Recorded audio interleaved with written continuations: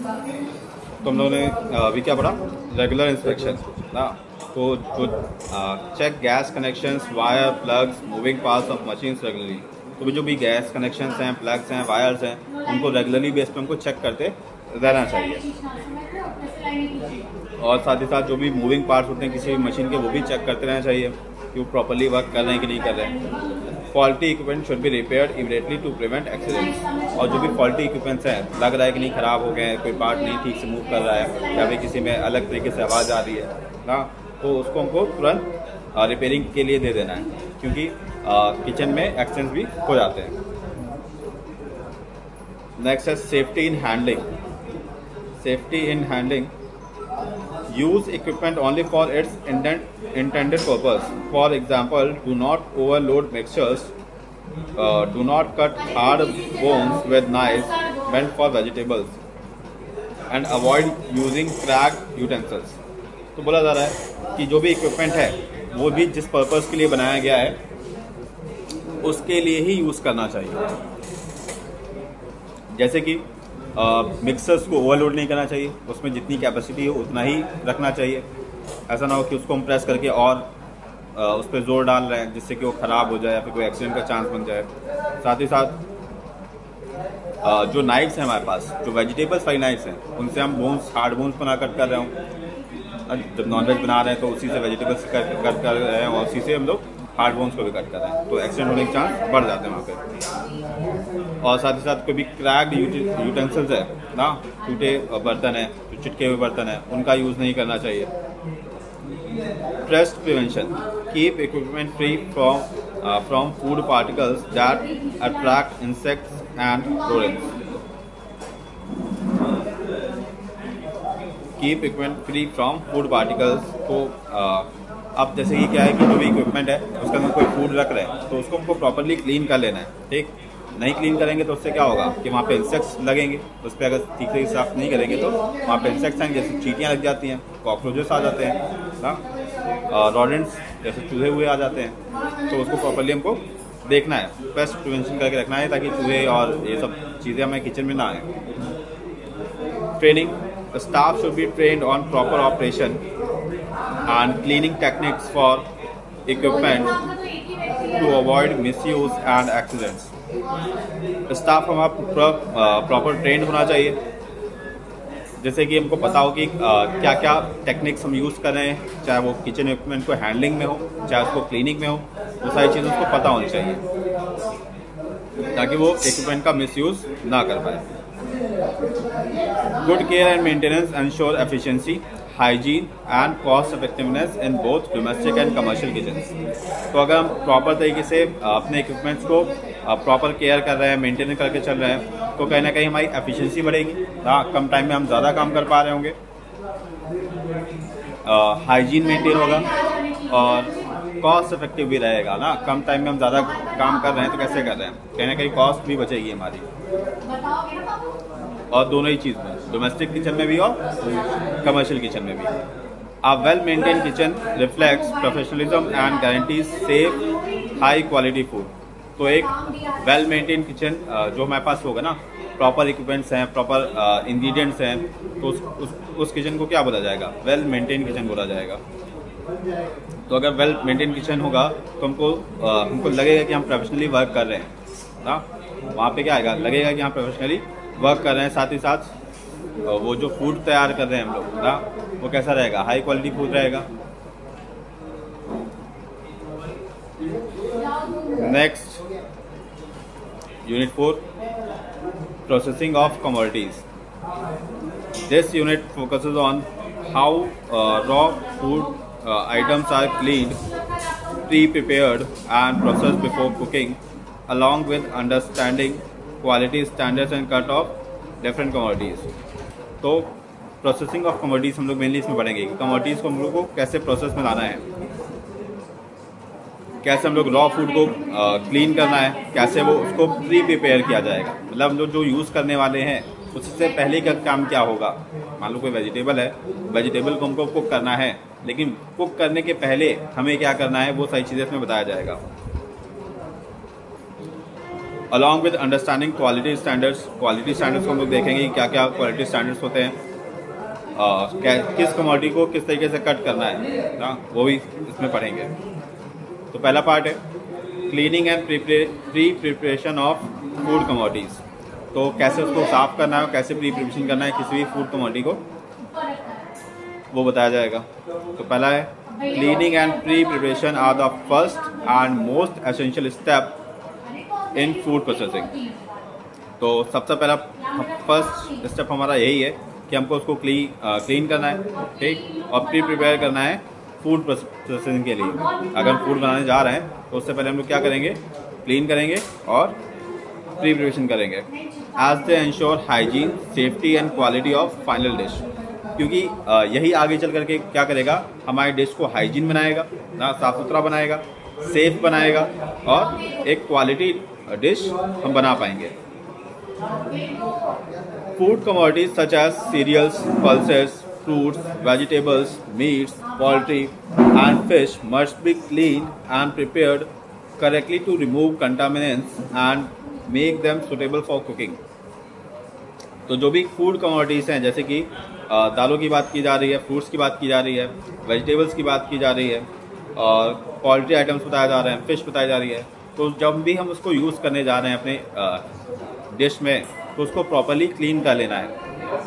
क्योंकि उसमें बहुत सारे कंटामिनेंट्स होते हैं ना, ऐसी चीज़ जो अगर हम रखेंगे, क्लीन नहीं करेंगे तो कहीं ना कहीं वो नुकसान करेगी, जो भी उसको खाएगा उसके लिए नुकसान होगा और हेल्थ पे कहीं ना कहीं इफेक्ट आएगा उससे, और वो हो सकता है डिश के टेस्ट को भी ख़राब कर दे। तो उसको प्रॉपरली साफ कर लेना है। Make them suitable for cooking, ताकि वो कुकिंग के लिए सुटेबल हो जाए। Cleaning involves removing visible and invisible impurities like dirt, soil, chemical bacteria and unwanted parts। तो क्लीनिंग में क्या क्या आता है कि हमको वो सारे जो हमको दिख रहे हैं ना कि हाँ वो गंदगी है, और जो नहीं दिख रही है ना, जैसे केमिकल जो यूज़ होते हैं आजकल सभी में, फ्रूट चाहे वो वेजिटेबल्स हो चाहे पोल्ट्री में हो ना, तो केमिकल्स भी बहुत सारे यूज़ किए जाते हैं। तो क्लीन कर लेना चाहिए प्रॉपरली उसको। अब चाहे वो डर्ट हो, सॉइल हो, केमिकल हो, जिससे बैक्टीरिया भी हो या फिर उनके अनवांटेड पार्ट्स हो, यानी कि जो पार्ट हमको कुकिंग में यूज़ नहीं करना है। जैसे कि हम लोग पोटैटो को पील करते हैं, क्योंकि पोटैटो का जो पील है वो हमको यूज़ नहीं है, उसको पील आउट कर देते हैं, हटा देते हैं। तो अनवांटेड पार्ट्स को हटा देना है, क्लीन कर लेना है। Method of cleaning vary depending on the commodity. अब क्लीनिंग का मेथड डिपेंड करता है कि वो कमोडिटी कौन सी है ना। जैसे सीरियल्स एंड पल्सेस है तो pick to remove stones, wash to eliminate dust and sometimes soak to reduce cooking time. तो बताया गया अगर हमारे पास सीरियल्स या पल्सेस हैं ना, दाल हैं, सीरियल्स अनाज हो गए, सीरियल्स को अनाज बोला जाता है, हाँ किसी भी टाइप का अनाज है, पल्सेस हैं, तो उसमें से हमको स्टोन्स हटा देना है। जैसे चावल की बात नहीं की जाए, राइस का अनाज में तो आता है, या फिर पल्सेस हैं तो उनको क्या करना है, स्टोन्स हटा लेना है, क्योंकि वो पाए जाते हैं छोटे छोटे। साथ ही साथ उसमें जो डस्ट होगी वो भी हट जाएगी उसको वॉश करेंगे तो। और कभी कभी हम उसको भिगो देते हैं, सोक कर देते हैं, तो सोक से क्या होता है कि उसका कुकिंग टाइम कम हो जाता है, जल्दी पक जाता है। नेक्स्ट है vegetables and fruits. Wash under running water to remove pesticides, wax and soil. Leafy greens require repeated rinsing. तो जो हमारे पास वेजिटेबल्स और फ्रूट्स हैं उनको रनिंग वाटर में ना, टैप वाटर में हमको उसको धुलना चाहिए ना, ताकि उससे क्या हो, जो भी उससे पेस्टिसाइड्स लगाए गए हैं, केमिकल्स हैं, वैक्स है, चिकनाहट है, तो वो सब उससे हट जाए। साथ ही साथ जो लीफी ग्रीन्स हैं उनको बार बार भिगोना पड़ता है, रिंसिंग करते रहना चाहिए। नेक्स्ट है फिश एंड मीट। हाँ, जिसमें यहाँ पत्ते ज़्यादा हों, लीफी मतलब वही है। Fish and meat skinned, gutted and washed with clean water to remove blood and odors। तो काट लेना चाहिए, स्केल्ड कर लेना चाहिए, स्किन्ड कर लेना चाहिए, छोटे छोटे पार्ट में कर लेना चाहिए, गटेड और देखना पड़ेगा, और उसको फिर वॉश कर लेना चाहिए। And clean water to remove blood and odours, को साफ पानी से उसको प्रॉपरली वॉश कर लेना चाहिए, जिससे कि जो उसमें ब्लड लगा हुआ है वो हट जाए और जो भी महक आ रही है वो चली जाए। Poultry feathers are plugged, skin cleaned and inner organs removed।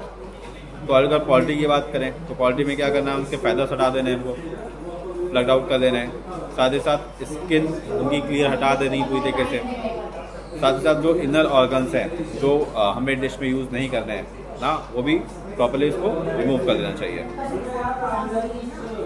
Pre preparation involving cutting, piling, slicing, chopping, maintaining or soaking to make ingredients ready for cooking। तो प्री प्रिपरेशन में क्या क्या आ जाता है कि हमको जब डिश तैयार करनी है उससे पहले हमको क्या करना पड़ेगा, कटिंग करनी पड़ेगी, जो भी वेजिटेबल्स फ्रूट्स हैं तो उनकी कटिंग करनी पड़ेगी, पीलिंग करनी पड़ेगी, उनके छिलके हटाने पड़ेंगे, स्लाइसिंग करनी पड़ेगी, छोटे छोटे पार्ट्स में तोड़ लेना है, चॉपिंग सेम वही है, स्लाइसिंग और चॉपिंग और थोड़ा सा बारीक काटना होता है, मैरिनेटिंग वही भिगो देना है उनको, एंड सोकिंग वही भिगोना है, to make ingredients ready for cooking, जिससे कि हम उसको कुकिंग में अपने यूज़ कर पाएँ। फॉर एग्जाम्पल्स वेजिटेबल्स में बी पील्ड, डाइस्ड और shredded depending on the recipe needed. तो जिस तरीके से हमको चाहिए ना अपने डिश के अंदर कि उस तरीके से हम लोग, जैसे ना कभी कभी अगर हम सब्जी बना रहे हैं ना, सब्जी में अलग अलग टाइप से हमको चॉप करना पड़ता है ना। अब वो डिश किस टाइप की बना रहे हो उस पर डिपेंड करेगा। जैसे दम आलू बनाते हैं तो शायद वो खुदा का पूरा देते हैं, लेकिन वहीं पे कोई अगर रसीदार सब्जी बनाते हैं आलू से तो बड़ी बड़ी आलू काटते हैं, और अगर सूखी सब्जी बना रहे हैं तो और छोटे छोटे काट देते हैं पार्ट्स में। तो वो हमारे यूज़ करने पर डिपेंड करता है कि हमें कैसा चाहिए ना।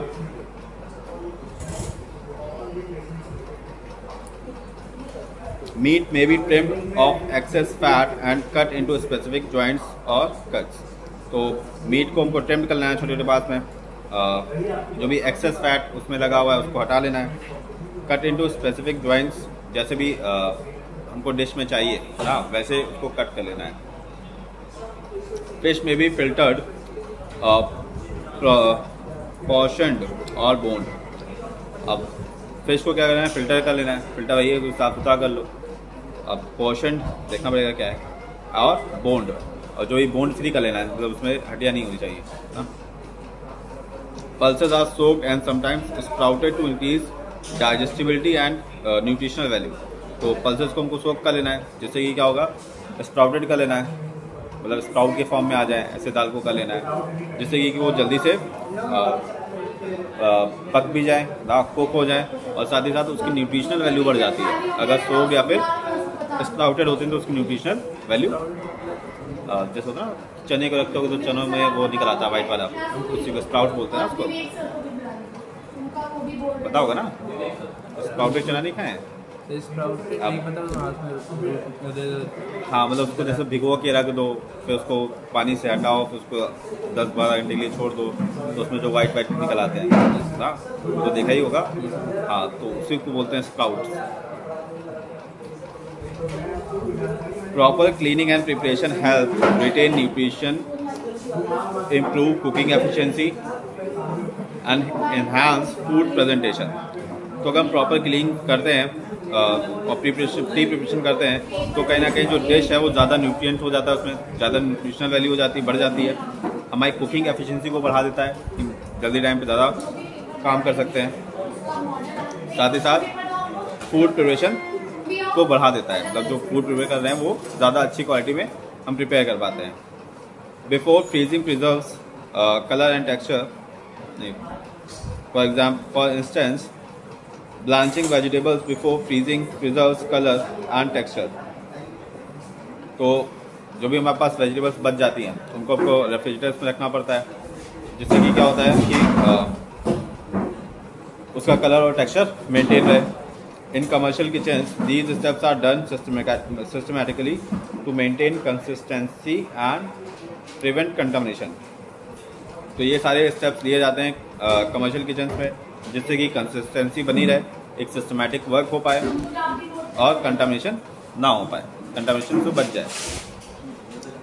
Thus, cleaning and preparation are not just basic steps; they are the foundation of food safety, nutrition and quality in both domestic and professional kitchens. तो जो क्लीनिंग और प्रिपरेशन है वो सिर्फ बेसिक स्टेप नहीं है, पहला स्टेप नहीं है, ये सिर्फ ये साथ ही साथ क्या करती है, हमारे फूड सेफ्टी को बढ़ाती है, न्यूट्रिशनल वैल्यू इंक्रीज कर देती है डिश में, और क्वालिटी भी मेंटेन करती है, चाहे वो डोमेस्टिक हो चाहे फिर वो प्रोफेशनल किचन हो। अभी इतना ही, रीड कर लो।